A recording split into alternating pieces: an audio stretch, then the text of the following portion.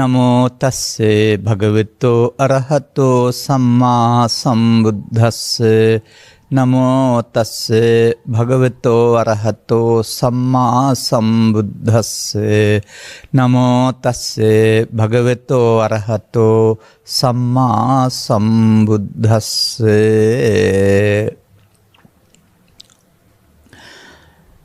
උපාදීයමානෝ කෝ බික්ඛු බද්දෝ මාරස්ස අනුපාදීයමානෝ මුත්තෝ පාපිමතෝ.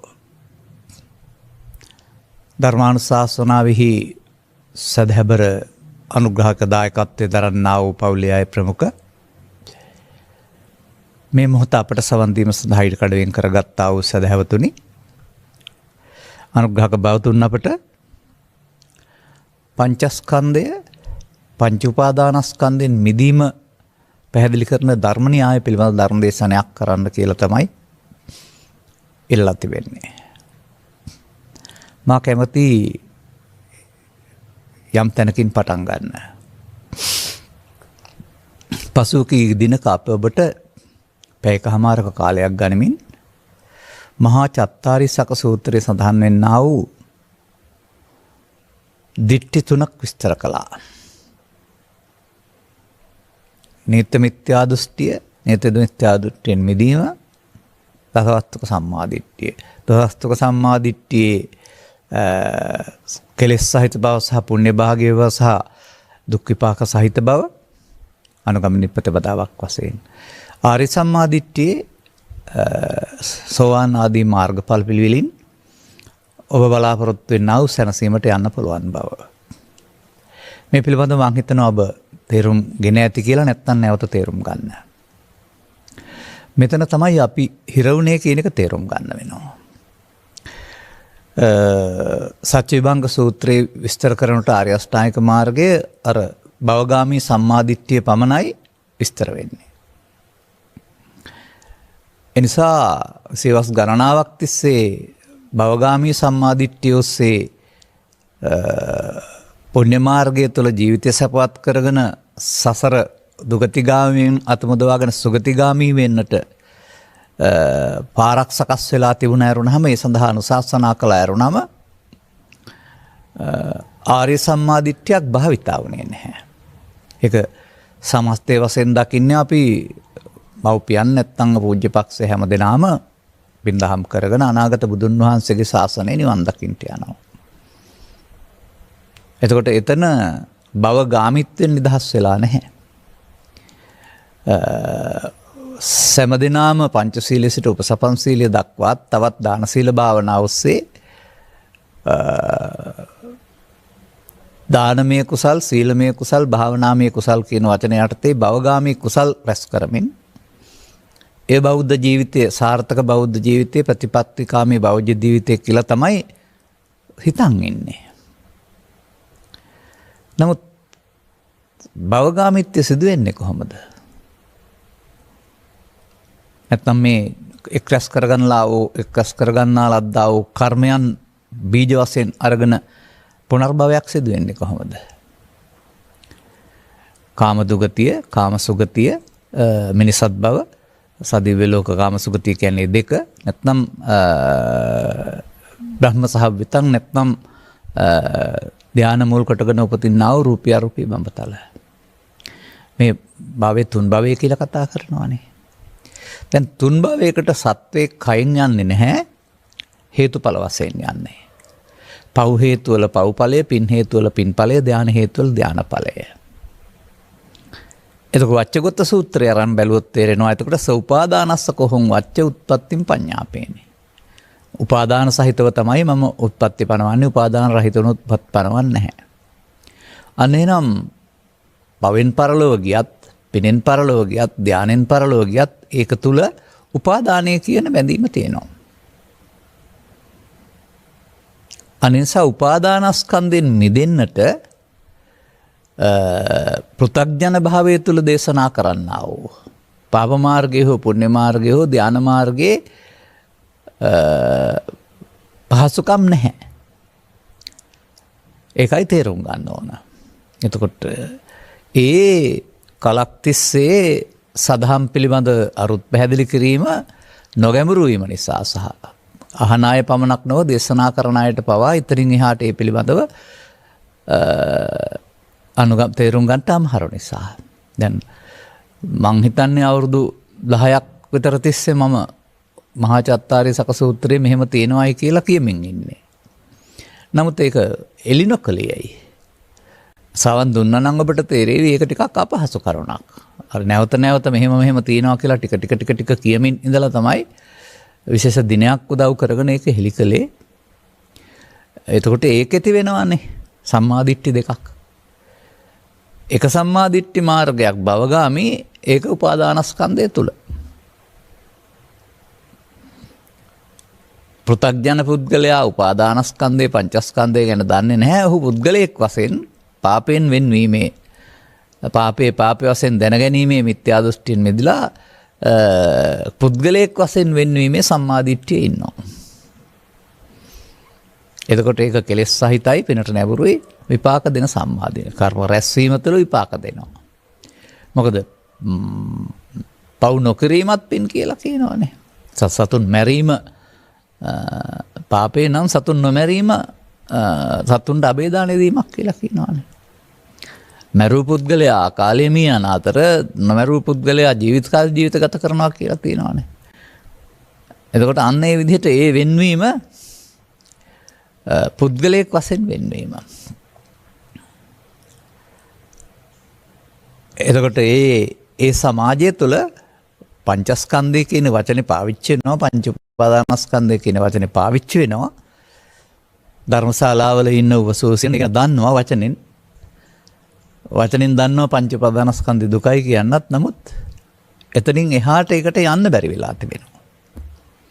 මේ පංච උපාදානස්කන්ධය නිවැරදි කරගන්න නැතුව පෘථග්ජන මට්ටමේ ඉඳගෙන ඒ අයට කොතරම් නිවන් මඟ කියලා දුන්නත් භාවනා කියලා දුන්නත් ඒව ආයෙත් අයිති වෙන්නේ කෙලෙස් යටපත් කරන එක්ක පව් නම් වැඩෙන්නේ නැහැ, පින් වැඩෙන නැත්නම් ධානා කුසල් වැඩෙන උපාදානයේ වැඩෙන පැත්තකට.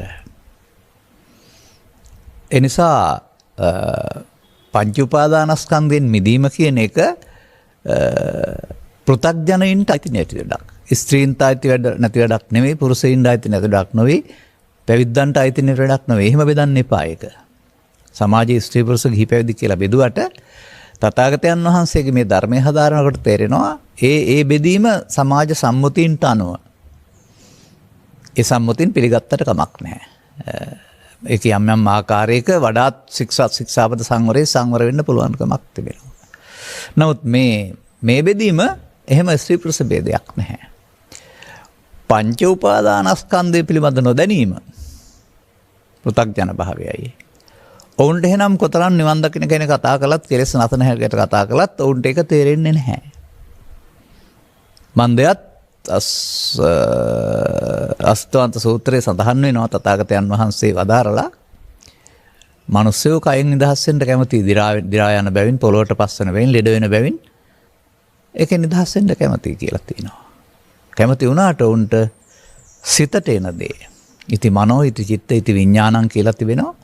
ඒ සිතට එන දේ ඒ මොහොතේ බොහෝ සංසාරයේ බොහෝ කල් සහ මේ ජීවිතයේ අද දක්වා කාලය තුළ ඔබේ වයස කුමක් වුණත් තේරුම් ගත්තේ නැතිනම් සිතට එන දේ මම කොට ගත්ත මුලාවෙන් මිදෙන්න පෘථග්ජනයාට බෑ. ඒ මම හොයා ගන්න බෑ. දැන් අපි මේ ධර්ම දේශනාවල පැහැදිලි කරන ආකාරයෙන් ඔබට වැටහෙනවා ඇතිනේ මේ මම හොයාගන්න බැරුව නෙවෙයිද මේ සමාජයේ ඉන්නේ කියලා. එතකොට දැන් අපි ගත්ත දහම් පාඩේ මොකද්ද? අනේ ඒකෙන් සඳහන් වෙනවා එහෙනම් පාපි මාරයාට බැඳෙන්න ඇරුණාම මිදෙන්න බෑ කියලා. මේ පාඩේ ගත්තේ වෙනත් එකක් මම නමුත් අපි ජනප්‍රිය පාඩයක් තිබෙනවානේ. මඤ්ඤමානෝකෝ බික්කු බද්දෝ මාරස්ස. පංචස්කන්ධයේ මමත්වෙන් ගැනීමෙන් පංච උපාදානස්කන්ධය බවට පත් වෙනවා. පංච උපාදානස්කන්ධයෙන් මායයට බැඳෙනවා. ඒකල පංච උපාදානස්කන්ධේ පව තුල තියෙන්නත් පුළුවන්, පින තුල තියෙන්නත් පුළුවන්, ධාන තුල තියෙන්නත් පුළුවන්. එවිට ලෝකෝත්තර ධර්මය නැත්නම් නිර්වාණ සුවය කියන එක උපාදානෙන් මිදීම මුල් කොටගත් ප්‍රතිපදාවක්. ඒකට ස්ත්‍රී පුරුෂ ගිහි පැවිදි ભેදයක් නැහැ. වටහා ගැනීමේ හැකියාව. පෘථග්ජන භාවය තේරුම් අරගෙන එයින් මිදීමේ හැකියාවයි අවශ්‍ය වෙන්නේ. මෙන්න කරුණු ටික මම මතක් කළේ මොකද අප මේ නියෝජනය කරන්නේ කොමක්ද කියලා කියන්න. ලෝකේ රටේ පාපෙන් වළකින්න ධර්ම දේශනා කරන අය ඕන තරම් ඉන්නවා. ඉන්නත් අවශ්‍යයි. ඒ වගේම දාන සීල භාවනාවල පුණ්‍ය මාර්ගයේ වැඩි දියුණු කරන අය ඕන තරම් ඉන්නවා. අපිත් ඒකම කියන්න අවශ්‍ය නැහැ. අපි ඒක කියනවා යම් මොහොතක යම් මට්ටමක්. නමුත් අපි නියෝජනය කරන්නේ ඒක නෙවෙයි. අර වැසුණු මග මහාචත්තාරිසක සූත්‍රයේ පැහැදිලි කළා වූ ආර්ය සම්මාදිට්ඨිය සමාජයට හඳුන්වා දෙමින් පවින් වෙන් වන පොරවැසියා නීතිගරුකයි පවට ලැජ්ජා සහගතයි බයයි. නමුත් ඔවුන් පෘථග්ජන භාවය තුළ පවතින වුන්ටත් අවශ්‍ය මොහොතක සිත පාලනය කරගන්න බෑ. නමුත් මේ උපාදානයෙන් වෙන් වෙන්න පුළුවන් පිරිසක් හැදෙනවා නම් ඔවුන් මම දකිනවා පන්සලේ හිටියත් ගෙදර හිටියත් ස්ත්‍රී පුරුෂ භාවයේ කොහොම හිටියත් ඔවුන් සුපිරි මිනිසුන් බවට පත් වෙනවා. ඔවුන්ගේ අඩුව තමයි මේ ලෝකෙට බලපාන්නේ අද. අවංක පොරවැසියන්ගේ අඩුව බලපානවා හරියට. නමුත් යම් යම් රටවල් වල නීතිගරුක භාවය තුළ අවංක භාවයක් හදලා තිබුණාට ඒක නීතියට අවංක වුණාට රටට නමුත් ඔවුන් ලෝභ දේශ මොහයන්ගෙන් මිදෙන පාර දන්නේ නැහැ. ඔවුන් කොතරම් උගතුන් බුද්ධිමතුන් බවට පත් වුණත් පුංචි ප්‍රශ්නයක් අල්ලාගෙන ඔවුන් වාද විවාද වෙනවා. නැත්නම් ඒ අර මේ පහර දෙන්න බිරිඳට පහර දෙන්න බැරි නම් සැමියාට පහර දෙන්න බැරි නම් තවත් කවුරු හරි එකට අල්ලගෙන ඉත් එක් කරගන්නවා නැත්නම් බයිට් එකට ගන්නවා කියලා කියන්නේ. එහෙම සමාජ තියෙනවා ලෝකේ. Tamanගේ උපන් ව්‍යාපාදය අනිත් අය වලින් පටවලා පහ කරගන්න හදනවා යරුණා මේක සංසිඳවා ගන්න දහමක් ලෝකේ කොහෙවත් නැහැ මම දකිනවා. බුදු සමය තුලවත් ඒක පොත්පත්වල තිබුණාට අනුගමනීය ප්‍රතිපදාව තේරෙන්නේ නැත්නම් සිත කය දෙකකට බෙදාගත්තේ නැති දහමක් තුල කවදාවත් ඒක හොයන්න හම්බ වෙන්නේ නැහැ. මෙන්න මේ தත්වයන් තේරුම් ගන්න.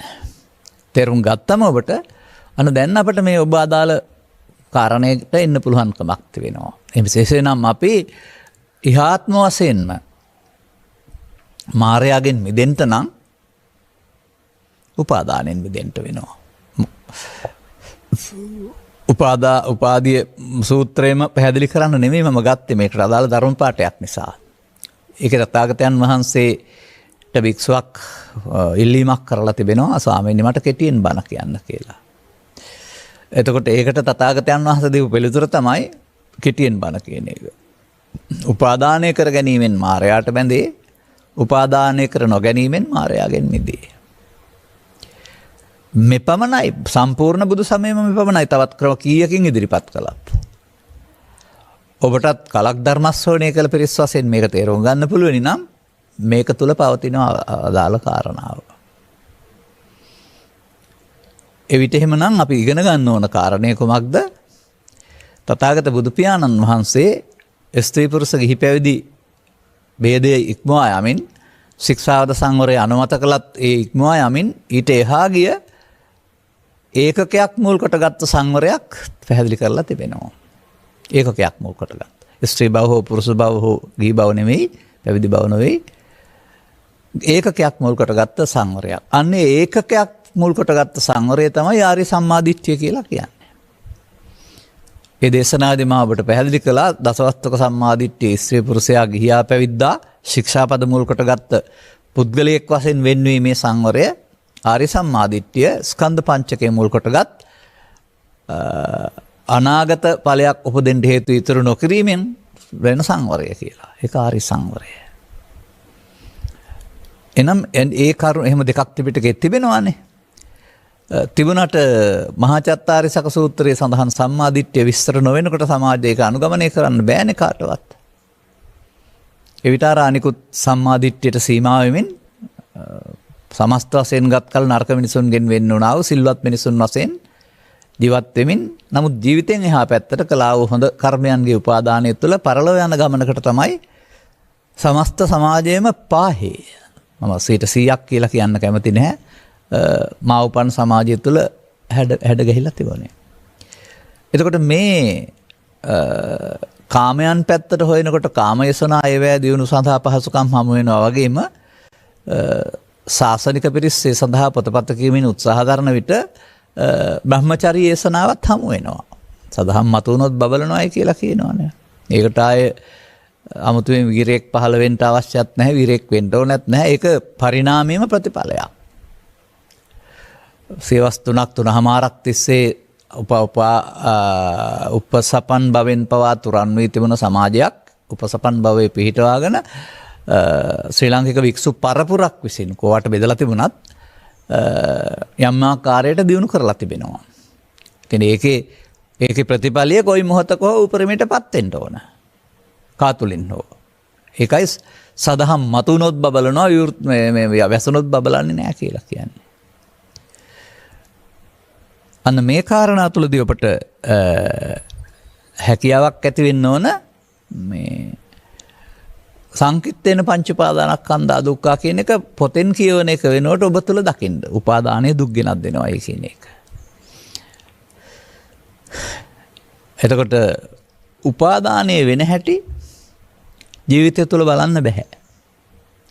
ඒක ජීවිතේට එක වතාවක් සිදුවන දෙයක් නෙවෙයි. ඒක ඇස තුළ, කන තුළ, නාසය තුළ, දිව තුළ, කය තුළ අරමුණට සිදුවෙන දෙයක්. අරමුණෙන් අරමුණට සිදුවෙන දෙයක්. මෙනිසා මේ අරමුණ තුළ ක්‍රියාකාරීත්වය තථාගතයන් වහන්සේ අභිධර්මයේ වශයෙන් දේශනා කරනවා මම දකින්නේ. එතකොට අරමුණ තුළ ක්‍රියාකාරීත්වය තේරුම් ගන්න තමයි අපට මේ පංචස්කන්ධ කියන වචනේ දැනගන්න ඕන. පංචස්කන්ධ පංච උපාදානස්කන්ධ බවට පත් වෙන්නේ අපි අතින් සිද්ධ වන වරදක් නිසා. අනතුරුව ඒවා නැවත උපදමින් අපට ජරා ව්‍යාධි ශෝක මරණ ගෙනත් දෙන්නේ අපි විසින් ඒ හදාගත්ත වරද නිසා. එතකොට පංචස්කන්ධා දුක්ඛ කියලා දේශනා කර බුදු සමයක් බුද්ධ ධර්ම පදයක් මේකේ නැහැ. උපාදානස්කන්ධා දුක්ඛ. එහෙනම් උපාදානය හදාගත්තොත් ඒ උපාදානය තුළ පවට විපාක වෙනම, පිනට විපාක වෙනම, ධානයට විපාක වෙනම තිබේවි. නමුත් උපාදානෙන් ගෙනත් දෙන්නා වූ ජරා ව්‍යාධි ශෝක පරිදේව දුක් දුම්නස් නම් වූ කාරණා ටික පෞකාරයටත් පින්කාරයටත් දෙන්නටම තියෙනවා අඩු වැඩි වශයෙන්. දැන් ඔය අටලෝදහමේ කම්පාවකදී නැත්තම් ඥාති විසනයකදී අඬන්නේ දොඩන්නේ දුක් වෙන්නේ පෘථග්ජනය විතරද? කියන්නේ පෞකාරයෝ විතරද? නෑ, පින්කාරයොත් අඬනවා, පින්කාරයොත් වැළපෙනවා. පූජ්‍ය පක්ෂයේ ස්ත්‍රී පුරුෂයත් මම දැකලා තියෙනවා ඒ වැළපෙනවා. ඒ කියන්නේ අටලෝදහම දරා ගන්නට ඇති ශක්තියක් පෘථග්ජන සමාජයට නැහැ.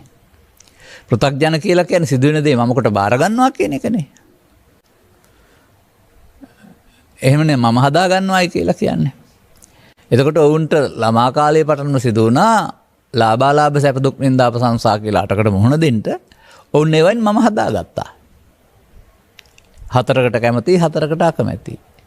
බොහෝ දුර ඇවිදින්. ඒ බොහෝ දුර ඇවිදින් උපාදානය කරගත්ත වරද නිසා අද අදාළකට ගැටෙනකොට Taman හදාගත්ත දේ සිතට ඇවිදින් Taman ඇලුන ප්‍රමාණයට අනුව දුක් ගෙනත් දෙනවා. ගැටුණු ප්‍රමාණයට අනුව දුක් ගෙනත් දෙනවා. ඇලුන ප්‍රමාණයට අනුව ලෝභමත් වෙලා දුක් ගෙනත් දෙනවා. ගැටුණු ප්‍රමාණයට දේශමත් වෙලා දුක් ගෙනත් දෙනවා. ඒ ලෝභය ඇලෙන කාරණාවට ලෝභය මම කියලා කියනවා. ද්වේෂය ඇලෙන කාරණාවට ද්වේෂය මම කියලා කියනවා. අන්න ඒ විදිහට ඒ මම යන්න මම සාමාන්‍යයෙන් විහිළුවට වගේ කියන වචනේ ගත්තාම මයන්න හෝ කයන්න යන්න කොට ගන්න එපා. ඒක තමයි සමාජය කළේ. ඔය කොටස් 32කට බෙදලා එකක් පාසා කල්පනා කරලා බලලා මේ එකකවත් මම නැති නිසා මම නෑ කියලා පදයක් ඔය මට අවුරුදු 15 20 කාලේ මම අහලා තියෙනවා. ඒක උගත් බුද්ධ පුත්‍රයන් වහන්සේ කෙනෙකුගේ බෙදීමක් වශයෙන් මම පිළිගන්නේ නැහැ. කාගේ හරි අහිංසක උපාසකම් කෙනෙකුගේ උපාසක මහත්තයෙකුගේ හරි බෙදීමක් කියලා තමයි මට හිතෙන්නේ. මන්දයත් ඊට අදාළ සූත්‍රයකුත් තිබෙනවා මම මේ මතක් කළා. ඒකේ පෙන්වන්නේ ඕක නෙමෙයි මහා රුක්ක හෝ තරුණ රුක්ක වැනි සූත්‍රයක් තුල මේ කෙලස් මුල්සුන් කරන ආකාරය. නමුත් ගහක් මුල් කරන දේශනා කරන නිසා අලු දූරි කරලා හුළඟේ පා කරන එක හෝ වතුර යරණ එක දක්වා සියුම් කිරීමක් කරලා තිබෙනවා. ඒ සියුම් කිරීම වෙන්න ඇති කෙනෙක් හිතලා කය සියුම් කරන ගිහිල්ලා අලු දූරි කරලා පොළොවට පස්සෙන් දැරියොත් හරි වතුරේ පා කළොත් හරි මම නෑ කියලා හිතෙන්නේ නැත්te කියලා මට හිතෙනවා. නමුත් අර උපමාව පෙන්වලා තිබෙන්නේ ඒක නෙමෙයි ක්ලේශයන් ප්‍රහීණය සඳහා. ඒ නිසා අපි ඒ තැනින් ඉවතට එන්න වෙනවා. මොකද අපට අසුතවන්ත සූත්‍රයේ උදව් දෙනවා මම කොට ගත්තේ කය නෙමෙයි සිතට එන දේ කියලා. ඒ මොහොතේ සිතට එන්නේ මොනතරම් දේවල්ද? ඒ ඕනෑ දෙයක් තුළ අපට මේ ඒ මොහොතට එන දෙහි ඇලීමෙන් ගැටීමෙන් මේ මඤ්ඤමානය හදාගෙන සසරට බැඳෙන්න පුළුවන්. එතකොට අපට එහෙනම් හොඳට පැහැදිලි වෙන්න ඕන මේ බුදුසමේ දුකට පත්වීමත් පංචස්කන්ධය තුළ පැහැදිලි කරනවා. ඒක පංච උපාදානස්කන්ධය බවට පත් වෙනවායි කියලා. දුකින් මිදීමට ආපහු උපාදානයේ නොවි මිදෙන ආකාරය පැහැදිලි කරලා තිබෙනවා. වසර 10කට කිට්ටු කාලයක් 8කට කිට්ටු කාලයක් තිස්සේ අපි ඒ ගැන කරුණු පැහැදිලි කරනවා. නමුත් ඒක පැහැදිලි කරන ආකාරයේ ගැඹුරට තේරුම් ගන්නට අපහසුයි වචනේ මාත්‍රයෙන් අරගෙන අපිට ඉදිරිපත් කරනවා ප්‍රශ්නයක්. එක ප්‍රශ්නයක එක ඉදිරිපත් කරනවා.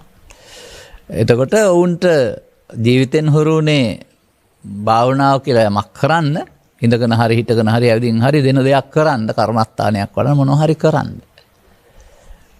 මේ කරන එක දසවස්තුක සම්මාදිට්ඨියේ දාන සීල භාවනාවේ වැඩක්. ආර්ය සම්මාදිට්ඨියේ වැඩේ කරන එක නෙමෙයි නොකරන එක. නමුත් නොකරන එක කරන හැටි තේරෙන්නේ නැහැ. කරලමනේ පුරුදු වෙන්නේ. ඒ නිසා තමයි මම මේ මහාචත්තාරීසක සූත්‍රය දේශනා කරපු දවසේ මෙන්න මේකටයි නොකිරීම කියලා කියන්නේ කියලා පැහැදිලි කළේ. එපමණක් නෙවෙයි මේ දින ගණනාවක් තිස්සේ මම ක්‍රමයෙන් මේක ගැඹුරට අරන් ඇවිදින් මේ ස්ත්‍රී පුරුෂ ගිහි පැවිදි ભેදෙන්තරව මේ අනුග්‍රහක බෞතුන් ඉල්ලා තිබෙන පරිදි උපාදානෙන් මිදීම කොහොමද කරන්න පුළුවන් කියන කරුණ මේ සමීප කරමින් හිටිය ටික. ඉතින් මේවට මම දකින කරුණක් තමයි මේ සාමාන්‍යයෙන් පාසල් මට්ටමේ හෝ දහම් පාසල් මට්ටමේ හෝ අපට උගන්වනකොට දීලා තිබෙන අර්ථයේ හිර වෙන්නේ නැතුව ඊට එහාට යන්න ඕන. අන්න එතනයි මේ ගැටලුව තියෙන්නේ. අපි ඒ අරුත් පරම සත්‍ය කියලා හිතා ගන්නවා. නමුත් වචනකට නිත්‍ය නේතාර්ථයක් නැහැ. ලෝකයා මේ වචන හදලා තින්නේ නැති බුදුන් වහන්සේ පහළ වෙනකොට ඔවුන් ඒවට අනාර්ය අර්ථයක් දීලා තිබෙන්නේ නැති. තථාගතයන් වහන්සේහි ගැඹුර දකමින් ආර්ය අර්ථයක් දෙනවා. ආර්යයන් වහන්සේලා ආර්ය අර්ථේ භාවිතා කළාට ආර්යයන්ගෙන් තුරන් වන යුගයක් පහළ වෙනකොට අනුපුබ්බේන ක්‍රමක්‍රමයෙන් මේ අර්ථ ආයෙත් පෘථග්ජනයයටපත් වෙනවා. එතකොට උණ්ඩ පේන මට්ටමින් ඒවා විස්තර කරනවා ඇරුණාම අර තැනට යන්න බැරි වෙනවා. අර කවුරු හරි අහිංසකෙක් කය කියන්නේ මම කියලා අරගෙන ඒක කොටස් 32කට බෙදලා බලපුවාම ඒකේ මම නැති හින්දා මම කියලා කෙනෙක් නැහැ කියලා උත්තරයක් හදලා දීලා තිබුණා. නමුත් කියා ඉන්න පුළුවන්. නැති වෙන්නේ නැහැ. නිසා අපි අද වෙන විට ධර්ම ශ්‍රවණය කරලා ඔබ ආපු ගමනක් වෙනවා නම් ජීවිතේ බෞද්ධ නොවන ජීවිතයක් තුළ ඒ දෙකේදීම බෞද්ධ ජීවිතයට කියලා නැහැ. මේ මඤ්ඤමාණයෙන් නැත්තම් උපාදීය මාණයෙන් ඔබ මම හදාගෙන දුක්සාගරේ ගැඹුරට යමින් ඉන්නවා. සාමාන්‍යයෙන් මම දකින්නේ දරුවෙක් ඉන්නේ දුක්සාගරේ වෙරළේ. නමුත් ඔහු ටිකෙන් ටික මේ දන්නේ නැතුව මේ උපාදීය මානෝ කියන වරද කරන නිසා මඤ්ඤමානෝ කියන වරද කරන නිසා ඔහු දුක්සාගරේ ගැඹුරට යනවා. ඒ ගැඹුර සීමාවක් නැහැ එක පුද්ගලයාට. විසාකාවට අදාළ පදයෙන් ගන්නවා නම් ඇලෙන කරුණු 100ක් තියෙනවා නම් දුක් 100ක්. අනර ඇලෙන කරුණු වලනේ දුක් තියෙන්නේ ලෝකෙ නෙමෙයිනේ ජීවිතේ නෙමෙයිනේ. මේ ඇලෙන කරුණු යන මාර්ගයේ අනේක පෘථග්ජන භාවයයි නොඇලී නිදහස් වෙන්න තථාගතයන් වහන්සේ ධර්මාලෝකයක් දීලා තියෙනවා. උන්වහන්සේ අත්හදා බැලුවා වූ ප්‍රත්‍යක්ෂ කරගත්තා වූ මාවතක් දීලා තිබෙනවා. ඒ මාවත සරණ කර ගන්නවා කියන එකනේ ධර්මයේ සරණ කියන්නේ. සසර ගමනක් හැදෙනවා අපට භවපින ධානය තුළ කොහේ ඉපදුනත් මොන ආගමේ ඉපදුනත් තථාගතයන් වහන්සේ භව ගාමීත්වෙන් මිදීම සඳහා යම්කිසි දහම් පිළිවෙතක් ධර්ම මාවතක් දේශනා කරලා තිබෙනවා. අන්නේ මමත්වෙන් මිදීම සඳහා ඒ ධර්මය සරණ කරගන්න පටන් ගන්න වෙනවා. ඒකයි මම කියන්නේ මේ ධර්මයේ සරණ කරගත්ත හැක්කේ පටිසෝතගාමී පුද්ගලයාට නැත්තම් මේ ආර්ය පුද්ගලයාටයි කියලා. නමුත් ඒකෙත් අපි අර පෘථග්ජන මට්ටමේ එනකොට ධර්මයේ සරණ කියලා සරල අර්ථයක් හදාගෙන ධර්මයේ කියන්නේ සූත්‍ර දේශනා, ධර්මයේ කියන්නේ බණ පොත, ධර්මයේ කියන්නේ බණ කතා කියලා අර සරල අර්ථයක් හදාන්න තියෙන්නේ. මෙන්න මෙසේ සමස්ත බෞද්ධ සමාජයට තථාගතයන් වහන්සේ වදාළ සදහම්හි සරණින් දුකින් මිදීමට ඉහාත්ම වශයෙන් අවශ්‍ය කටයුතු කිරීමට අවශ්‍ය මාර්ගය අහිමි වුණා. සමහර විට ඔය බුද්ධ ජයන්ති වැනි අනාවැකි තවත් ඔය එක අදහස් තිබෙන්නේ ඔය ධර්ම මාර්ගයේ විවෘත වීම විය හැකියි.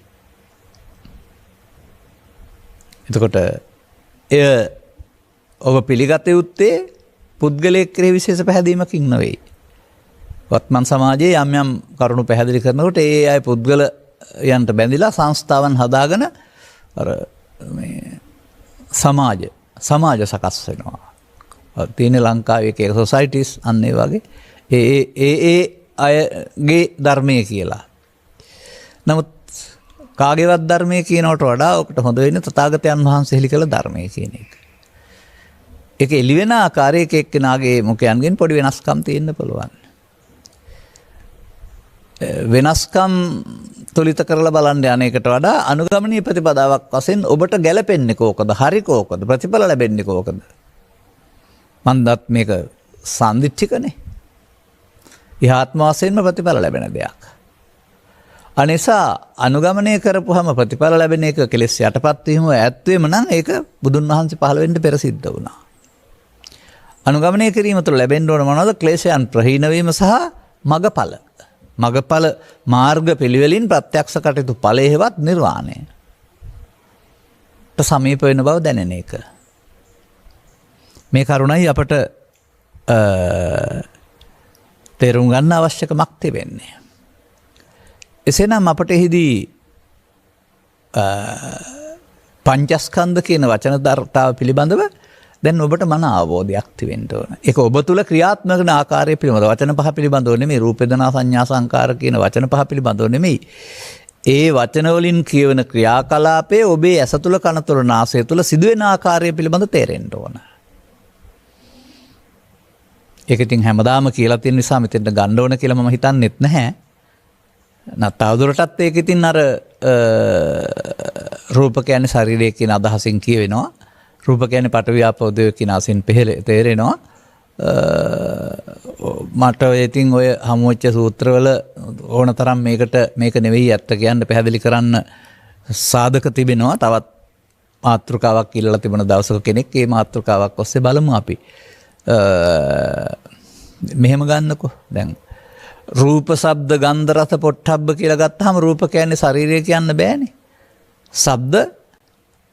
ශබ්ද කනට, ගන්ධ නාසයට, රස දිවට, පහස කයට, අරමුණු සිතට. එහෙනම් රූප කියන්නේ ඇසටනේ. එහෙම තිබෙන තැන් තිබෙනවානේ.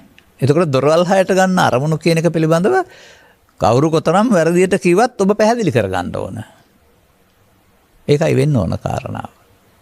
එවිට මේ අරමුණු වල තවත් දැක්මක් තියෙන්න වෙනවා. අරමුණු අපි කතා කරන්නේ ලෝකයේ තියෙන දේවල් දකින්නයි කියලා. ඒක ලෝක සම්මතයට පිළිගත්තට කමක් නැහැ. නමුත් ඒ ආශ්‍රයෙන් අපි තේරුම් ගන්න ඕන අප ඒවට අදාළ අගයක් එකතු කරමින් චිත්තාභ්‍යන්තරයට එකතු කරනවා යලි හටගෙන දකින්න. මෙන්න මේ චිත්තාභ්‍යන්තරයට එකතු කිරීමේදී ලෝභයෙන් බැඳීම, ද්වේෂයෙන් ගැටීම, මෝහයෙන් මුලා වීම කියන කාරණයක් එක්ක තමයි කලවම් කරලා එකතු කරන්නේ. එතකොට අන්න ඒ වගේ ඇලෙන කරුණු සංඛ්‍යාව වැඩි වෙනකොට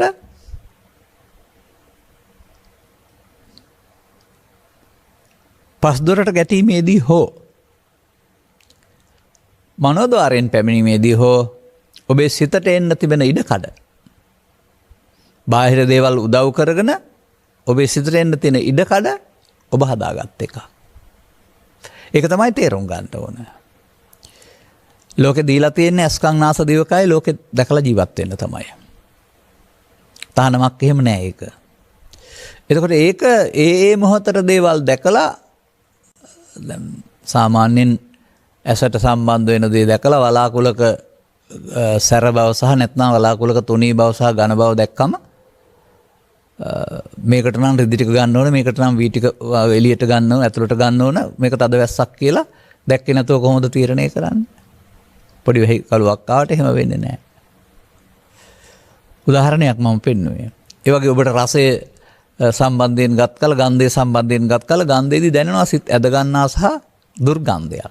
රසයේදී දැනෙනවා මෙතනින් එහාට ගිලින්න හොඳ නෑ මේක අගුණයි කියන එක. අන්න ඒ විදිහට ඒවා දීලා තියෙන්නේ ලෝකේ ජීවත් වෙන්නනේ. කිසි වරදක් ඒක නැහැනේ. නමුත් ඒ මොහොතට හමු වෙන රූපේ හරි වැරදි හොඳ නරක හඳුනා ගැනීමට දීලා තියෙන දේ අපි ඊට පස්සේ වෙනම රූපයක් හදා ගන්නවා සිතේ. Taman කැමති. ඉතින් ඒක ඊයේ අද හෙට නැවතත් හැන්දෑවට බලන්න වාඩි වෙනවා ලෝකෙ ඔක්කොම අමතක කරලා. අන්න එහෙමනේ ඒක රූපකාමයක්. එතකොට දැන් හමු වෙන දේ බලනවා නෙමෙයි බලන්න වාඩි වෙනවා. ඔය එක ජනප්‍රිය තියෙන්නේ මේ ශ්‍රව්‍ය දෘශ්‍ය මාධ්‍යවල ඒ බඳු දර්ශන. කැම්බීම් දරුවන් ඉවීම් ඔක්කොම අමතක කරලා වාඩි වෙන්නේ අර ඒක තමයි රූප උපාදානය කියන්නේ. නැවතත් ඒක බලන්න ඕන. ඒ නිසා අවශ්‍ය මොහොතට ඇසට හමු වෙනකොට දකින්න එක වෙනයි. නමුත් ඒක නැවත උපදවා ගන්නට තිරයක් ඔස්සේ ඉඳගෙන වාඩි වෙලා බලන ඉන්න එක වෙනයි. දැන් ඔක බලන්නේ අපි කියමුකෝ ශ්‍රව්‍ය දෘශ්‍ය මාධ්‍යවල කියලා සිනමාවේ හෝ රූපවාහිනිය කියලා. දැන් ඔබ දකින්නේ තිරයක් තුළ සෙවණැල්ලක් නේ. නමුත් තිරයක් තුළ සෙවණැල්ල උදව් කරගෙන ඔබ ඊට ඇලුම් කරන ස්වභාවය හිතේ උපදවා ගන්නවා. ඇත්තට මේක යමක් නැහැනේ. නමුත් ඒ තිරයක් තුළ ස්වභාවයෙන් ඔබ ඇලුම් කරන ස්වභාවය ඔබේ හිත උපදවා ගන්නට තිරේ වැටෙන සෙවණැල්ල උදව් වෙනවා. දැන් ඒකනේ තමන්ගේ හිතට එන දේ බලන එක තමයි කරන්නේ කියන එක පිළිබඳව මේ අදට වඩා ඒ කාලේ හදපු විකට කවියක් තියෙනවා. ඒකේ තියෙනවා ඕක. අපි අද තේරුම් ගන්න ඕනේ ඒක. දැන් ඔය මම හිතා අවුරුදු 50ක් 60කට 70කට පමණ පෙරනේ ඔය ශ්‍රී තිරයට නැත්තම් සිනමාව කියන එක ආවේ ගිහින් වාඩි වෙලා බලන්න. එතකොට ශ්‍රී තිරයක් දැස බලන් ඉන මේ රූප දර්ශන දිහා බලලානේ සතුට හෝ දුක උපදවා ගන්නෙ. ඒ තියෙන දෙයක් බලනවා නෙමෙයි ශ්‍රී තිරයක තේවණැල්ලක් දිහානේ බලන්නේ. ඒකත් උදව් වෙනවා අපිට. ඉතින් මේ නිසා ඒ කාලේ ඔය ගැමි විවාහාරේ තිබුණා මේ වැඩේට ගොන්නු වරෙව් සල්ලි දියව් මේ ඊළඟ වචනෙත් මම කියන්නම් රෙද්ද බලව් දැන් ඵලයව් කියලා නමක් හදලා තිබුණා. ඉතින් අර බලන්න දෙයක් නැහැ සුදු පාර වස්ත්‍රයක් තියෙන සිදිතිරේ කියලා. ඒක රිදී කලවම් කරලා නිසා. ඉතින් ඒක දිහා බලන් ඉඳලා එනවා. ඒකට හදපු උපහාස පදේ තමයි අර. මම ඕවා කතා කරන්නේ ඒකට නෙමෙයි. එතකොට මේ තිරේ තියෙන දේ තුලින් Tamanට අදාළ ලෝභයේ දේශේ මොහේ උපදවා ගන්නේ Taman හදාගත් එක. ඔය මොනවා හරි නැරඹීම කියලා කියන්නේ ආසා කරනවා පිළිකුල් කරනවා කියන එකේ තේරුම Taman හදාගත්ත දේ උපදවාගෙන බලන්න අර ඒක උදව් කරගන්න එක කියන එක තේරුම් ගන්න එක හරිම ලේසි මේ ලෝකේ හඳුනා ගන්න. උපාදානෙන් මිදෙන්න හරිම උදව්වක් වෙනවා. ඒකටයි මම මේවා කියන්නේ. ඉතින් බුදුන් වහන්සේ ඕක හරියටම පැහැදිලි කරලා තිබෙනවා. ඒ වචනේත් ගන්නකෝ. කාමය කියන්නේ Taman හදාගත්ත සංකල්පයක්. සංකප්ප රාගෝ පුරිසස්ස කාමා. අර රිදීතරේ හරි ඇත්තටම මේ සුන්දර ලලනාවක් තුල හරි ඒක තියෙන සුන්දරත්වයක් තියෙනවා. නමුත් නේතේ කාමයානි චිත්‍රානි ලෝකේ විචිත්‍ර ලෝකේ ඇති කාමයක් නැහැ. කාමයේ ඔබ හදාගත් එක. ඉතින් හැන්දෑවට වාඩි වෙනවා නම් එතකොට තමන්ගේ හිතේ තියෙන කාමයේ උපදවා ගන්නනේ අර රිදීතරේ හරි රූපවාහිනීතරේ හරි උදව් කරන්නේ. අපි කියනවා නාට්‍යයක් බලනවා කියලා. නමුත් ඇත්ත සිද්ධිය තමන්ගේ හිතේ පවතින ලෝභ දේශ මොහ උපදවා ගන්න බාහිරික උදව් කර ගන්නවා. මෙන්න මේක හොඳ අවබෝධයක්. මේ දකින්නේ ලෝකෙ නෙමෙයි හිතට එන දේ කියන එක පිළිබඳව. අන්න මේ විදිහට ළමා කාලයේ පටන් මේවා සමග ඇලීමෙන් ගැටීමෙන් චිත්තාභ්‍යන්තරගත කළා වූ ඇලෙන මුලාව ගැටෙන මුලාව නම් මූල් දෙකක් තිබෙනවා. මතක තබා ගන්න. අන්න ඒක අපි අතින් සිදු වුණා. දන්නේ නැතුව. දැන් අපි දැනගන්නේ මේ ඇස තුළ පහළ වෙන රූපය වේදනාවෙන් විද සංඥාවෙන් හඳුනා සංකාරයෙන් බැඳී විඥාණයෙන් දැනගන්න පංචස්කන්ධය. කන තුළ පහළ වෙන ශබ්ද රූපය වේදනාවෙන් විද රූපේ පරණාකාරයෙන් Tamanට අදාළ වේදනාවෙන් විද සංඥාවෙන් හඳුනා සංකාරයෙන් බැඳී විඥාණයෙන් දැනගන්න ස්වභාවය. ওই පංචස්කන්ධ ස්වභාවය නොදැන තමයි මේවට ඇලුනේ ගැටුනේ. දැන් ඔබට ඒක පංචස්කන්ධ ස්වභාවය තුළ තේරුම් ගන්න වෙනවා. තේරුම් ගත්තාම තව තවත් මේකට එකතු කරනවා නම් ලෝභයක්, ද්වේෂයක්, මෝහයක් අර මූලයේ වැඩෙමින් නැවත උපදින්න හේතු වැඩි කරනවා. අද යමක් ලැබුවොත් හෙට නැවත උපදිනවා. එහෙනම් මේ තබන හැම එකක් පාසාම හෙට නැවතට ලෝභ කළොත් ලෝභය නැවත උපදිනවා, ද්වේෂ කළොත් ද්වේෂය නැවත උපදිනවා, මෝහ කළොත් මෝහය නැවත උපදිනවා. බාහිර වස්තු උදව් කරගෙන චිත්තාභ්‍යන්තරයේ තියෙන දේ හිතට එනවට නැවත උපදිනවායි කියලා කියනවා. මතක තබා ගන්න. මෙන්න මේ න්‍යාය තේරුම් ගත්තාම එතකොට ඒ එන එකට එකතු වෙන එක තමයි අපි කරන්න පුරුදුනේ. ලෝකේ ඉන්න ඔක්කොම කරන්නේ ඒක තමයි. ආගම් ભેදයකින් තොරව. ඒ මොහොතට එන අරමුණට එකතු වෙන එක. එකතු වෙන්නේ Taman රුචි අරුචි පරිදි. එකතු වුණාම මොකද වෙන්නේ? ආයත් සතර හැදෙනවා. ඒක අපි විස්තර කරලා තිබෙනවා ඇහි කනේ නාසයේ අරමුණ තුළ සිදුවෙන ආකාරයක් පිළිබඳව. දැන් තේරෙනවා ඇති. ඔක හැමදාමත් මම කිව්වා කලක් තිස්සේ. නමුත් ඒක දැන් තේරෙනවා ඇති හොඳට. නැවතත් අහන්න එතකොට. යලුත් වචනයක් දාන්න එකතු වීම කියලා එකනේ. එතකොට අපට පුරුදුනේම ලෝක ජීවත් වෙනකොට ලෝභයට, දේශයට, මෝහයට, ඊර්ෂ්‍යාවට, ක්‍රෝධයට, වෛරයට එකතු වෙන්න. ඒ එකතු වෙනකොට ආයත් සතරට අහු වෙනවා කියන එක තමයි මම මේ ගත්ත මාත්‍රකා පාඩේ තිබෙන්නේ උපාදීයමානෝකෝ බික්කු බද්දෝ මාරස්ස. එහෙනම් අපි මෙතෙක් කල් කරගත්ත වැඩේ එකතු වෙන ආකාරය බලමු. අන්න අර අපි පැහැදිලි කළා වූ රූපවාහිනී තිරේ හෝ රිදීතරේ ඉන්න ඔබ අප්‍රිය කරන පුද්ගලයෙක්. නැත්නම් අපි කියන සතුරා කියලා දුෂ්ටයා. එහෙම නැත්නම් ඔබ ප්‍රිය කරන සුන්දර නළුවා හෝ නිලිය. දැන් ඔබට දැන් ආලෝකයේ උදව් වෙන්නේ ඔබේ ඇසේ ප්‍රසාදයට ඒ වැටිලා තියෙන ප්‍රතිබිම්බ ඔබේ හැට වැටෙනවා. ඒකට ආලෝකයේ උදව්වක් වෙනවා, ප්‍රතිබිම්බයේ උදව්වක් වෙනවා, චක්කු ප්‍රසාදයේ උදව්වක් වෙනවා. නමුත් මේ ස්පර්ශ වෙන්නේ මේ තුන එකතු වීමට ස්පර්ශ කියනවා කියලා ගන්න එපා. ස්පර්ශ වෙන්නේ Taman හදාගත්ත අතීතය. එතෙන් එන්නේ ඒක ක්ෂණික වෙනවා. තරහ හෝ බය හෝ ක්‍රෝධය හෝ ලැජ්ජාව හෝ ඊර්ෂ්‍යාව හෝ ක්‍රෝධය. දැන් එතෙන් ආපු දේ විඳිනවා. ඒ ආසනං පස්සපච්චය සැප වේදනා. තරහනම් පස්සපච්චය දුක් වේදනා. එහෙමයි ඒක හැටි. වේදනා කියන්නේ සැප හෝ දුක් හෝ උපේක්ෂා වශයෙන් නිදී කියන්නේ. විඳින්නේ බාහිර තියෙන දෙයක් නෙමෙයි Taman හදාගත්ත චිත්‍ර රූපය. ඉතින් විරුද්ධ නම් ඇලෙනවා, පක්ෂ නම් ගැටෙනවා කියන කාරණේට තමයි වේදනාව තණ්හාවටපත් වෙනවායි කියන්නේ.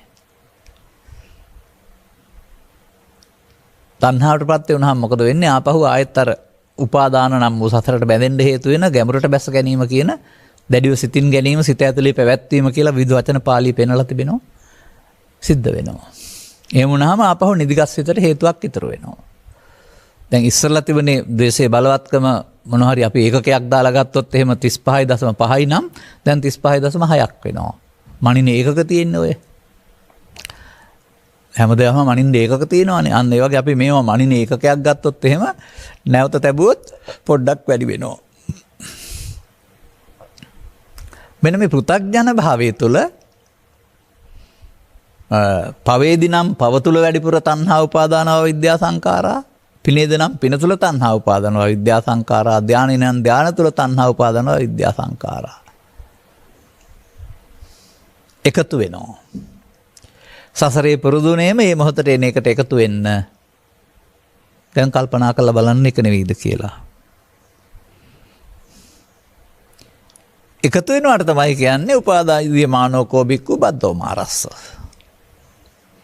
අරමුණක් තුළ බතේරුම් ගන්න වෙනවා. ඒකට අපි බුදුන් වහන්සේ මේ ත්‍රිපිටකේ පුරාම වදාරලා තියෙන්නේ මොකද්ද? පමාද විහාරේ. ඉතින් මේක තේරුම් ගත්තම මේ වැඩේ නොකර ඉන්න වෙලාවක් මේ අවස්ථාව යොදා ගන්න වැරුණාම ඇඳුම් මාරු කරන්න හරි තැනකට යන්න හරි අමුතුවෙන් මොනම හරි කියව ඉන්න හරි එහෙම මොකක්වත් මේකේ ඕනකමක් නැහැ. ඒක අවශ්‍ය වෙන්නේ වගකීම් ඉටු කරන සදාචාර සම්පන්න ජීවිතයක්. වගකීම් කියලා තියෙනවානේ. ගුරුවරයාට ශිෂ්‍යයන් වෙනුවෙන් වගකීම්, මව්පියන්ට දරුවන් වෙනුවෙන් වගකීම්, දරුවන්ට මව්පියන් වෙනුවෙන් වගකීම්. ඒ වගේ අසරණ අය වෙනුවෙන් උදව් උපකාර කිරීමේ වගකීම් යමක්කමක් තියෙන අයට. මේ කිසිවක් බැහැර වෙන එකක් නෙවෙයිනේ. යහපැවැත්ම ලෝකෙට අවශ්‍යයි. බැහැර විය යුත්තේ යහ නොවන පැවැත්ම. ඒක ඉතින් නීතිය සකස් කරලා තිබෙන එක පාලනය කරන්නනේ. ඒ වගේම මේ උත්තරීතර සැනසීමක් ඕන නම් ඒ අයට ඒක ඉඳලත් බෑ. ඒකට ආයිබෝන් කියන්න ඕන. මොකද ඒ දුෂ්ට පැත්තට යන්නෙම උපාදානයේ නරක පැත්තක් අරගෙන. එතකොට සසර ගමන නරක පැත්තට හදන පාරත් තොරණ ඉන්නවයි කියන එක තේරෙන්න වෙනවා. දැන් මෙන්න මේ එකතු වීම උදේ එළියුන්ටන් පටන් රැ වෙනතුරු.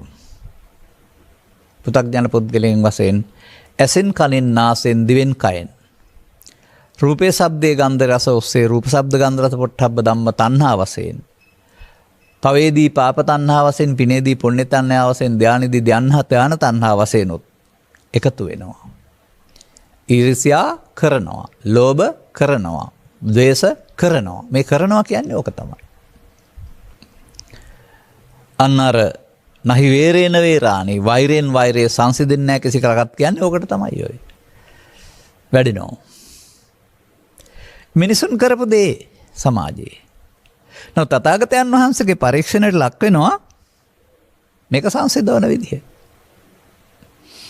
අන්න ඒක තමයි බුදුවරු ලෝකෙට හෙළි කළා වූ සදහම් මාලෝකේ. ඉතින් ඔබේ සිතටත් මේ සදහම් මාලෝකේ වැටෙනවා නම් ඔබට මේ පැවැත්ම වෙනුවට නැවැත්ම එකතු වීම වෙනුවට මිදීම කරන ආකාරය තේරුම් ගන්න පුළුවන් වෙනවා. අන්න තේරුම් ගත්තාම සුතවත් අරිය ශ්‍රාවකයා ඒක පටන් ගන්නවා. පෘථග්ජනයාට ඒක බෑ කියන්නේ ඒකයි. පෘථග්ජනයයි කියන්නේ මේ මොහොතේ එකතු වෙනවා කියන්නේ සිමුලා වෙනවා. ලෝභයෙන් මෝහෙන් ද්වේෂයෙන් මෝහෙන් එතෙන් එකතු වෙන එක තමයි ලෝභෝ අත්තං නජානාති ලෝභෝ ධම්මං නපස්සති.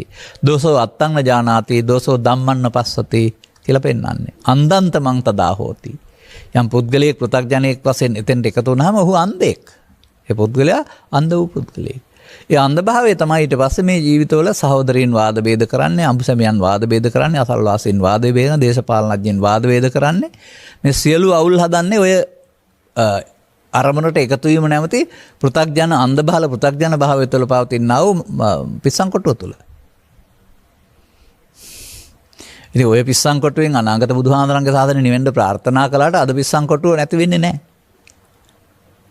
ඒ බේත් ඖෂධේ මරණින් එහා පැත්තේ තියෙන එකක් කියලා විශ්වාස කරාට එහෙනම් මේ පිස්සුව නැති වෙන්නේත් නැහැ. ඒ නිසා එදිනෙදා ජීවිතේ අපි අනුගමනය කළ එකක් පමාද විහාරීත්වය කියලා කියන්නේ. එදිනෙදා ජීවිතය අනුගමනය කරන්න ඕන එකක් අපමාද විහාරීත්වය කියලා කියන්නේ. අන්න කුමක්ද සරණ කර යුතු ධම මෙයින් මිදෙන්න. මේක වචනේ පෙන්වන්නේ මොකද්ද? අනුපාදීයමානෝ. උපාදීයමානෝකෝ උපාදාන කර ගැනීමෙන් මායයට බැඳේ. නොකරගන්නේ කොහොමද? අන්න ඒක තමයි අපට ඔය සිහිය කියන එක අවශ්‍ය වෙන්නේ ඒ සඳහා. බුදු සමය තුළ ලෝකේ කියවපු විවිධ පොත්පත් ආශ්‍රයෙන් මම දැක්කා බුදු සමයේ විශේෂයෙන් සිහියට මුල්ත වැදගත් වෙනක් දීලා තියෙනවායි කියලා. වචනේ හරි නමුත් අපට මේ සිහිය කියන තැන අවශ්‍යකට ගන්න බැරි වුණා අපි වෙනත් මුට්ට සති වලට සම්මා සති කියලා හිතන් හිටපු නිසා. අර සති විස්තර කිරීමේදී සම්මා සති විස්තර කිරීමේදී ඔබට මතක නම් සම්මාදිට්ඨිය සංකප්පේ වාචා සම්මන්ත ආජීව තුනේදිම සම්මාදිට්ඨිය සහ සතිය සහ වායාමයේ බලපානවයි කියලා මහා චත්තාරීසක සූත්‍රයේ මම පැහැදිලි කළා. හැම මොහොතකම බලපාන එකක් නෙවෙයි. අය සම්මා සතියට මේ හත්වෙනි මාර්ගයේ විතරක් තියෙන එකක් නෙවෙයි. පළවෙනි එකේ ඉඳලම තියෙන්න ඕන එකක්. ඒ වගේම උත්සාහය සම්මා දිට්ඨිය පටන් තියෙන්න ඕන එක. අපි කතා කරාට එතනක් විතරක් තියෙනවා කියලා. ඒක තමයි අර සත්‍ය විභංග සූත්‍රයේ තියෙන මේ ආර්ය අෂ්ටාංගික මාර්ගයේ පැහැදිලි වෙන්නේ නැත්තේ. දුර්වලතාවයක් නෙමෙයි. ඒක දසවස්තුක සම්මා දිට්ඨිය තුළ විග්‍රහ කරපු එක. මේවා ඉතින් අපේ අතට එනකොට පාලි පොත් ගොඩාක් අරගෙන සංස්කරණය කරලා හදලා තමයි දීලා තියෙන්නේ. ඉතින් හදපු එක 100%ක් හරිද වැරදිද කියන එක පිළිබඳව ටිකක් විමතියක් අපට තිබෙනවා. මතක තබා ගන්න. පැහැදිලි කරගන්න හොඳම තැන තමයි අපිට මේක තේරෙනවා නම් මේ දේ වෙනවයි කියලා එහෙනම් ගැටලුවක් නැහැ. මොකද මේක පොතේ තියෙන දහමක් නෙවෙයිනේ. මිනිසාගේ සිතේ අනුගමනය කරන්න ඕන දහමක්. මේක තමා තුළ පවතින්න ඕන දහමක් නේ. ඒකයි මම මතක් කළේ ඔය බුදුසමයේ ගැඹුර තේරුම් ගැනීම සඳහා හොඳම අටුවාව පංචස්කන්ධය පංච උපාදානස්කන්ධය තේරුම් ගැනීම කියලා. හොඳයි අපි දැන් අහනවානේ දැන් මේකෙන් මිදීම මුල් කොටගත්ත කටයුත්ත කොමක්ද කියලා. දැන් මේකේ තියෙනවා මට මතක් කරන්න වචනයක් දෙකක්. ඔය මම තිබෙනවා වෙනත් තැන්වල නමුත් ඔය ප්‍රත්‍ය කියලා එකක් තියෙනවා. ප්‍රත්‍ය කියන්නේ හේතු කියනවා. හේතුත් නෙමෙයි ප්‍රත්‍ය කියන්නේ ඊට වඩා පහලින් තියෙන උපකාරක ධර්ම කියන කාරණා. ඒ නිසා ඒ ප්‍රත්‍ය සූවිසි 24කට බෙදලා තියෙනවා. ඕකේ තියෙනවා මේ සහජාත, පුරේජාත, පච්චාජාත කියලා වචන තුනක්. ප්‍රත්‍ය. මේ පුරේජාත කියන්නේ කල්තිය හට ගන්නවට. සහජාත කියන්නේ සමග හට ගන්නවට. පච්චාජාත කියන්නේ පසුව හට ගන්නවට. එන් සිහිය සම්බන්ධයෙන් ඕක දාන බලන්නකෝ. දැන් අපි දැන් දන්නවා මේක දන්නවා. බැනගන්න එක, පලිගන්න එක, වෛර කරන එක වැරදි. නමුත් අපිට සිහිය පුරුදු කරලා නැහැ. එහෙනම් තරහ ඇවිදින් දුවට බැන්නට පස්සේ නැත්තම් අසල්ලාසියට බැන්න පස්සේ හෙට දිහාට මතක් වෙනවා. කලේ වැරදි නේද කියලා. අන්න එතකොට පච්චාජාත වුණා, පස්සේ ඉපදුණා. ඒ තව සිහිය මදි නිසා. නමුත් ඕක දියුණු කරන් එනකොට ඒ මොහොතේම ඒ සිද්ධියත් එක්කලාම මතක් වෙනවා. මේක වැරදි නේද කියලා. එතකොට සහජාත වෙනවා. තව ටිකක් වෙලා යනකොට එළිය එන්න ඉස්සර වෙලා තේරෙනවා. එතකොට පුරේ ජාතයි. එතකොට වළක්වන්න පුළුවනි. ඔබ පාඩම් කරන්න තියෙන දේවල් නෙමෙයි ඔබේ සිතේ වෙන්න ඕන කාරණා. ඒ නිසා මේක අරමුණ තුළ වෙන්න ඕනේ. ද්වේෂය තුළ, ලෝභය තුළ, මෝහය තුළ, මේ ක්ලේශ ධර්මයන් තුළ. ඔක්කොම පැහැදිලි කරන්න අවශ්‍ය විතරක් කියන්නේ ඒක. ඒ ඔක්කොම පාඩම් කරවන්න ඕන කමක් නැහැ. විභාගයක් ලියන්න නෙමෙයිනේ අපි ලෑස්ති වෙන්නේ. එහෙනම් ඔබ මේ වර්තමාන අරමුණ තුළ මොනවද මේ අපි දැන් මේ හදන අරමුණ? අපි ගනිමු. තිට්ටං චරන්න සින්නෝවා සයනෝවා. සිටිමින්, ඇවිදිමින්, ඉඳිමින්, නිදමින්. සිටිමින්, ඇවිදිමින්, හිඳිමින්, නිදමින්. මේ තමයි මුළු ජීවිතේම ඉරියව් ටික. මොනතරම් මේ ලෝකේ වැඩ කරනවා කියලා කතා කළත් ওই ඉරියව් හතරෙන් එකක තමයි ජීවත් වෙන්නේ. දැන් පෙර ඇසූ බණ වලින් තේරුම් ගන්න ඕන මේ ඉරියව් හතරේදී ඇසෙන් කනෙන් නාසයෙන් දිවෙන් කයෙන් විතර්ක තුනක් උපදිනවා අර පරණ තියාගත්ත ඒවා. අන්න ඒක තමයි පස්සපච්චා වේදනා කියන්නේ. කාම විතර්කය ඇලෙනවා. ව්‍යාපාද විතර්කය ගැටෙනවා. විහිංසා විතර්කය තව එහාට කය වචනට ක්‍රියාත්මක ගන්නවා. මෙන්න මේ තුන එන වෙලාවට ඕකට එකතු වෙනක තමයි කලේ සිහියක් තිබුණේ නැහැ. ඔන්න දැන් පටන් ගන්න නම් මේක එන්න දැනගන්න මේක එන බව දැනෙන එකට තමයි සිහිය කියන්නේ. 아무තු එකක් නෙමෙයි. සති කියන්නේ සිහිය කියන එකනේ. නමුත් ඒක ආනාපාන ඔස්සේ හුරු කරන්න පුළුවන්. ඉරියාපතන ඔස්සේ හුරු කරන්න පුළුවන්. ප්‍රාථමික මට්ටමේදී. අපි මම කියලා තියෙනවානේ මව කුසෙන් බිහිව තැන්ම මැරෙනකල්ම හුස්ම ගන්නවා කවදාවත් අවධානය යොමුනේ නැහැ. අවධානය වෙනවා කියන්නේ හුස්ම ගන්න එක වෙනස් වෙනවා නෙමෙයි හුස්ම ගන්න පිටින් එක වෙනවා දැන් දැනෙනවා. දැනෙන්නේ සතියට. හොඳයි දැන් සිදුවෙන දේ දැනෙන සතියක් පුරුදු කරගත්තොත් දිනු කරන් එනකොට ආනාපාන වෙනුවට කාම විතර්කයට එන්න බැරිද සතිය? ව්‍යාපාද විතර්කයට එන්න බැරිද? හිංසා විතර්කයට එන්න බැරිද? පච්චාජාත වෙලා සහජාත වෙලා පුරේජාත දක්වා දිනු කරන්න ඕන. එතකොට එනම් ඇසෙන් කනෙන් නාසෙන් දිවෙන් කයෙන් uppannam කාම විතක්කං, uppannam ව්‍යාපාද විතක්කං, uppannam විහිංසා විතක්කං.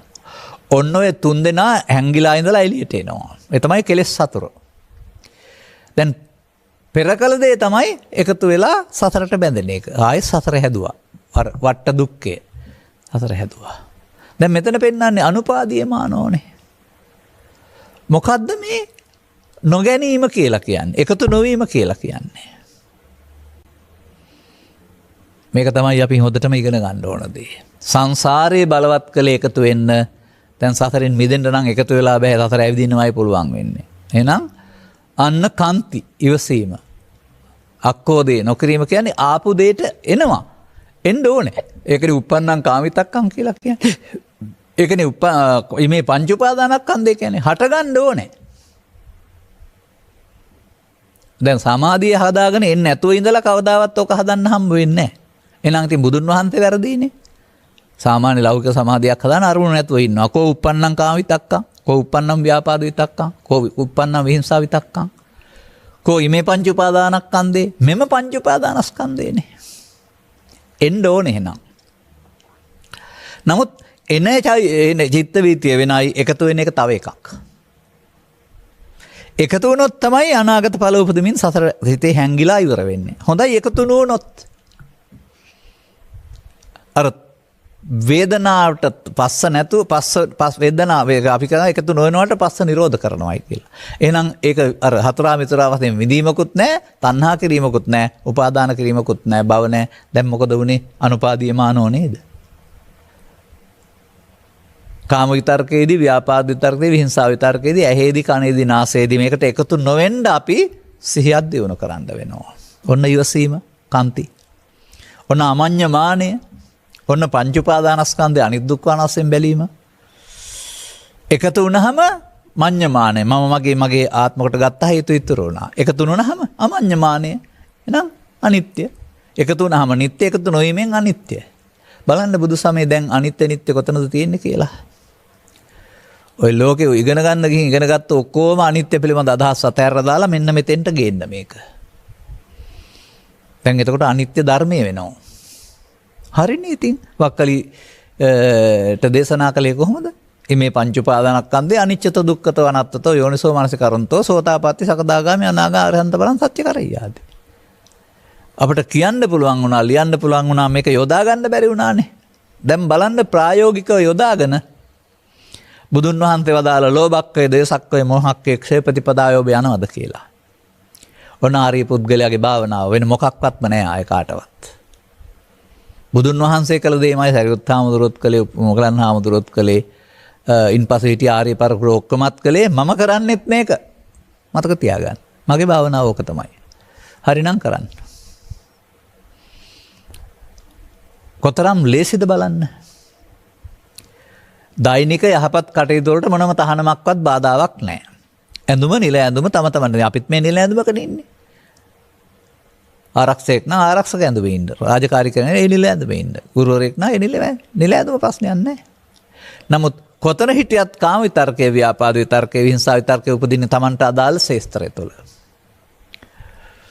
ඒකට එකතු වුණාම අවුල් වෙනවා. එකතු නොවුනහම ඒකට පඩි ගවන්නේ නැහැ කවුරුත්. පඩි කපන්නෙත් නැහැ. තමන් සංයමයටපත් වෙනවා. දියුණු කළ ප්‍රඥාවෙන් කියන්නේ මෙන්න මේක තමයි. දකින්න වෙනවා. ඒකට තවත් කරුණු පැහැදිලි කරන්න තිබෙනවා. මේ මොහොතේ මං හිතන්නේ තරම් දිගු කලක් අපිට ලැබෙන එකක් නැහැ. ඔය එකතු වෙන එකට ආස්වාදය කියනවා. ඒ නිසා සසරට බැඳෙන එක සමග සසරක් හැදෙන එකට ආදීනව කියලා කියනවා.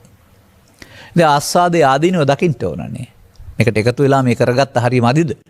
බුදුවරු ගානක් ලෝකේ පහළ වෙලා යනතුරු 28 දෙනෙක් අපි දන්න විදිහට නම් අපි මොකද කරේ? ආස්වාදයේ විඳ විඳ සසර ඇවිද්දා. තාමත් කයවල් හදනවා. අර වේපුල්ල විබාර පරිවර්ත තරම් උසර කයවල් හදනවා. විඳිනවා. සිතුවිල්ල ඉස්සරහට තියලා සතරක් හදනවා.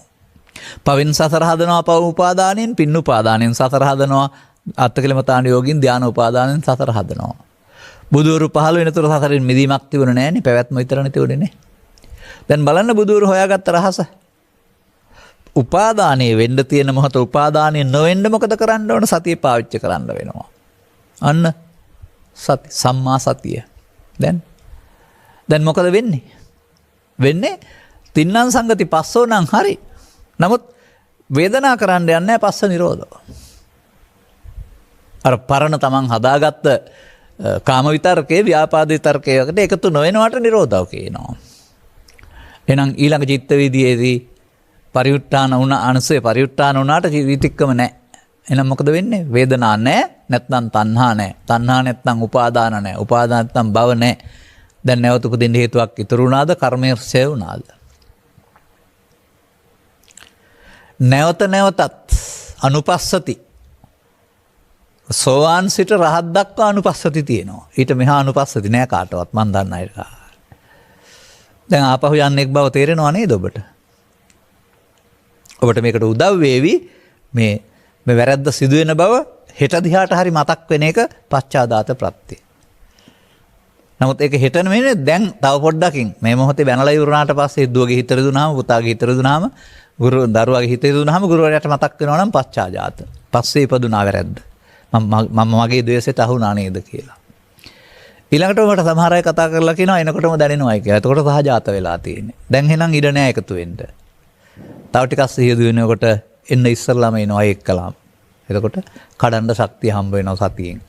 මොකද එකතු නොවීමෙන්. එනිසා මා දකිනවා එකතු වීමෙන් සිදුවෙන දේ නිස්සකාත්ම බවයි එකතු නොවීම තමයි බුදුදහමේ සඳහන් ආරි සත්‍ය සුපිරි අනිත්‍ය. බොහොම පහසුයි. ඒකයි මම කීවේ මේවා මෙතරම් බරපතල දේවල් වෙන්න බෑ. සුනීත සෝපාක කියලා කියන්නේ උගත්තු බුද්ධිමත්තු උපාධිකාරයෝ නෙවෙයිනේ. සාමාන්‍ය අය. ඔවුන්ටත් මේක තේරුණාම එකතු නොවීමෙන් හදාගන්න පුළුවන් වුණානික පෙන්වන්නේ. නම් අද අපිට බුදුසමයේ මේක ගන්න පුළුවන් නම් 75ක් විතර එකතු නොවන අය වලටපත් වෙයිනේ. තේරෙන්නේ නැති අය ඉන්න පුළුවන් ප්‍රත්‍යක්ෂ සමාජයේ. එතකොට අර වසර 1000කට 1500කට 1000කට පෙර දහම් දීප්තයයි නම්ලත් මේ දිවයිනේ තිබුණ දහම් දීප ස්වභාවය චෛත්‍ය වැඩි වෙලාද හැදෙන්නේ මේ එකතු නොවීම තුළින් මිනිස්සු දහම වෙනකොටද හැදෙන්නේ. චෛත්‍ය නම් ඕන තරම් හදන්න පුළුවන් හන්දි ගානේ බුදු පිළිමත් හදලා තියෙන්නේ. නමුත් මිනිස්සු කරන්නේ මේ ලෝභයට දේශයට මොහයට එකතු වෙන නම් එහෙනම් ඔවුන් ආගමක් හදාන අදහනවා. ලෝභ දේශ මොහ තියාගෙන. ඒක අදහන බුද්ධ ආගම. නමුත් මේක දර්ශනය. දැන් හරි ලෝභක්කය, දේශක්කය, මොහක්කය නිබ්බාන. ඔබට මේක පටන් ගත්තාම ඔබට එතන එකතු නොවීමෙන් උපාදානෙන් මායාවෙන් මිදෙනකොට හම්බ වෙයි සංසුන් සුවයක්. ඒක මොකද්ද කියලා ගිහින් බලන්න. අය රහසක් ඒකේ නැහැ. ටික වැඩි දියුණු කරගන්න පුළුවන් වෙයි. එබැවින් ධම්මස පාදාගෙන අනුගමනීය ප්‍රතිපදාවට එන්න මේ කරුණ පැහැදිලි කිරීම හේතු ආසනාව වේවායි කියමින් මම ධර්මානුශාසනාව මෙසේ අවසන් කරනු ලබනවා. මෙම උතුම් ධර්මදේශනය සඳහා දායකත්වය දරන ලබන්නේ කලපල්වාව රාජගිරියේ නෙළුම් පෙදෙසී පදිංචි කමනී කැටන්ගොඩගේ මහත්මිය විසිනි. අරමුණු අතර මේ උතුම් ධර්ම දාණයෙන් ලැබෙනා වූ පුණ්‍ය ශක්තිය 2021 දෙසැම්බර් මාස 3 වන දින ජන්මදිනයේ සමරන බුද්ධිතරංග කැටන්ගොඩගේ දායබර පුතුණුවන්ටද 2021 දෙසැම්බර් මාස 7 වන දින ජන්මදිනයේ සමරන අමාවික්කම ආරච්චි දේනියටද දෙසැම්බර් මාස ජන්මදිනයේ සමරන සියලුම ඥාතීන්ටද නිදුක් නිරෝගී සුවය ලැබීමට ආශිර්වාදයක් වේවා. සසර ගමන නිමා කර ගැනීමට අවශ්‍ය ධම්මැස පාදා ගැනීමට මෙම අවබෝධය හේතු වේවා. ඔවුන් සියලු දෙනාටම දහමට නැඹුරු වෙන සුබ උපන්දිනයක් වේවා. මෙම ධර්ම දානමේ කුසල ශක්තියෙන් ජනිත වන පුණ්‍ය ශක්තිය 2017 අප්‍රේල් මාස 29 වන දින මේ පරලෝකීය වසන්තගාමිනී කැටන්ගොඩගේ යන දායකත්ව දරුවාගේ ස්වාමි පුරුෂයාටද ඔහුගේ මේ පරලෝකීය දෙමව්පියන්ටද 1989 පෙබරවාරි 20 වන දින මේ පරලෝකීය ඉජ්‍රි ප්‍රේමරත්න ගුණසේකර පියාණන්ටද 2010 සැප්තැම්බර් මාස 20 වන දින මේ පරලෝකීය JW චන්ද්‍රාවති බොතේජු මෑණියන්ටද 2012 පෙබරවාරි මාස 4 වෙනි දින මේ පරලෝකීය ලිලියන් බ්‍රියට්ටිස් සමරසිංහ නැන්දාටද 2012 දෙසැම්බර් මාස 7 වෙනි දින මේ පරලෝකීය ගාමිණී කුමාරසිරි ගුණසේකර සොහිරාටද 2016 නොවැම්බර් මාස 6 වෙනි දින මේ පරලෝකීය LP ජයමාන්න ගුරු මාතාවටද ඥාති පරම්පරාවල මියගේ සියලු ඥාතීන්ද යන සියලු දෙනාටම අවශ්‍ය නම් අනුමෝදන් වෙත්වා. සුගතිගාමී බවල ඉපදේවා. ඉක්මන් භවයකදී චතුස්සත්‍ය අවබෝධ කරගනිත්වා. අනන්ත සංසාරයේ පටන් මේ දක්වා සිටිනා වූ ඥාති මිත්‍රාදීන් විසින් යම් අවඩක් හිංසාවක් ධර්මයට බාධා කිරීමක් තෙරුවන්ට යම් අවඩක් වී නම් ඔවුන්ට මෙම කලපිනෙන් පුණ්‍ය ශක්තියෙන් විහිදේවා පැතිරේවා ඔවුන් එයින් මිදේවා කියලා අපි කියමුකෝ. දායකත්වයේ දරුවෝ මව හා දරුවන් ඇතුළු සුජීවත්ව වාසය කරන පවුලේ ඥාති සියලු දෙනාටම මෙම උතුම් පුණ්‍ය ශක්තියේ දුක් නිරෝගී සුවයත් චිරජීවනයත් පිණිස හේතු වේවා. උතුම් නිවනින් නිවීමට යන මාර්ගය සාක්ෂාත් වේවා. ගෞරවනීය දේශකයන් වහන්සේ අතුරු මහා සංඝරත්නයේ නිදුක් නිරෝගී චිරජීවනය සැලසේවා. මේ වන විට සියලු ලෝකවාසීන් මොහොන පාස සිටිනා වූ කොරෝනා උදර මුලින්ම වැළකී සියලු සත්‍යයන් නිදුක් නිරෝගී සුවපත් භාවයේ උදා වේවා කියලා ප්‍රාර්ථනා කරනු ලබනවා. මේ සියලු පැතුම් සපිරේවා කියලා ප්‍රාර්ථනා කරන අතර සුජීවත්ව වාසය කරන්නා වූ අනුග්‍රහක බවතුන් නැතුළු උපන්දින සමරන හැම දිනාටමත් ඉහාත්ම වශයෙන්ම මෙම කරුණ අනුගමනීය ප්‍රතිපදාවක් බවට පත් කිරීම තුළින් නිවන සැනසෙන මං පිත් වේවා යන්න අපිත් ප්‍රාර්ථනයයි. සබ්බීතිය වජ්ජන්තු සබ්බ රෝගෝ විනස්සතු මාතේ බවත් අන්තරායෝ සුඛී දීඝායුකෝ බව හැම දිනාටම තෙරුවන් සරණයි. මෝහක්ඛයෝ නිබ්බානං